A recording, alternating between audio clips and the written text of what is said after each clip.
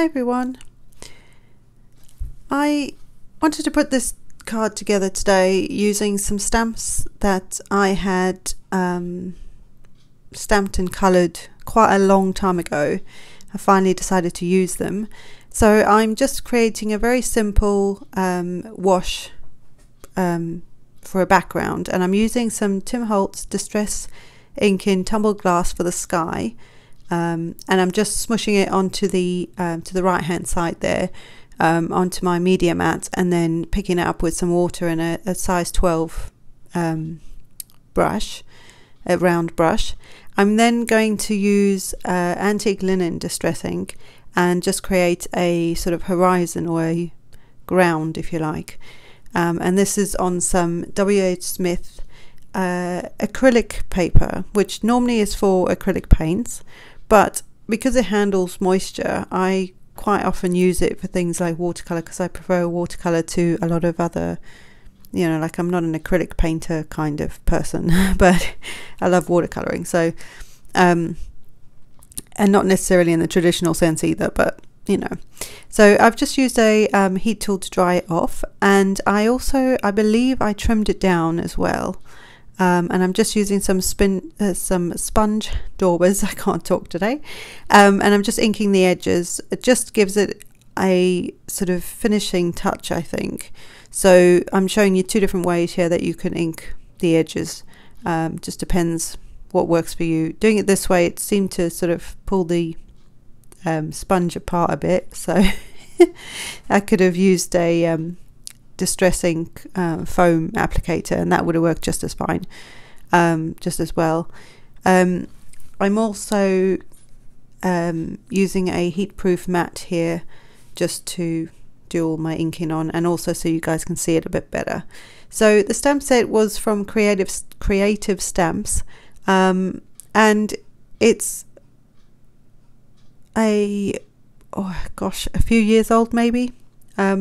And I stamped them onto some W.H. Smith mixed media card, and it's like a thinner card, but it's quite white. So I quite liked it, and again, because it's a mixed media cardstock, it means that it can handle moisture. So I used although it's not in the video, because like I say, sometimes I like to just stamp and colour. And so this was one of those moments, and I used my Zig Clean Colour Real Brush markers to practice. That's how I, you know, coloured them in. And I think he looks so funny with his glasses on. Sorry. So I used the zigs with no water, just the zigs themselves, and just did a whole heap of colouring in. And I think that's kind of fun to do, especially if you've got a new stamp set, or you've got new inks or new colouring mediums like watercolours or markers or pencils, whatever it is.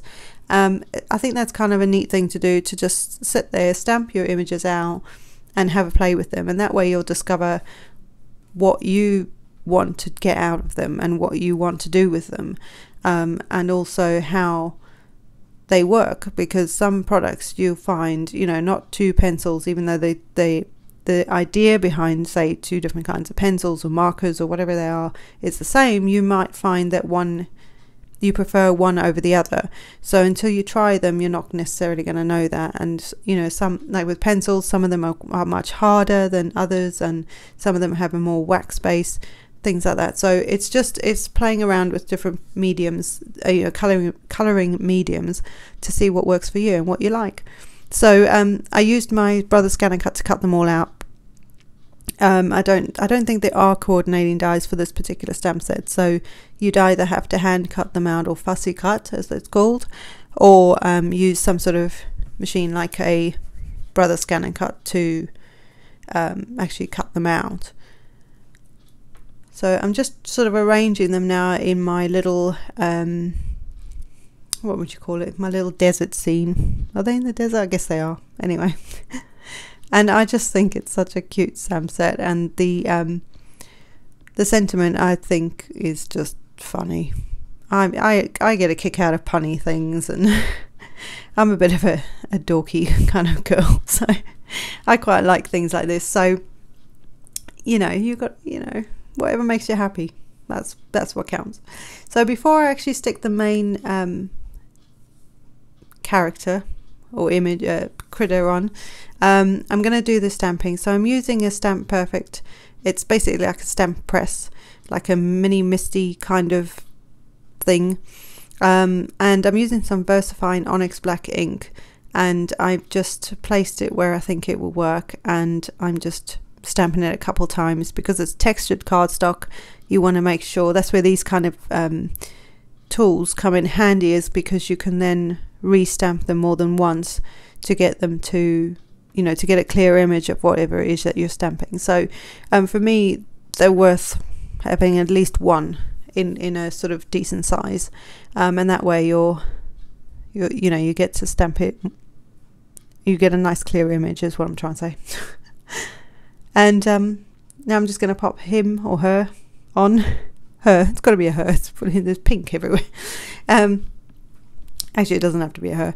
So this is a 5x7 card that I decided to make. So the panel was 5x7 to start with, and I just cut it down slightly, just so that I like a border on the front of my cards. I struggle getting them lined up properly on the front of a card if it's covering the whole front, but you could totally do that too.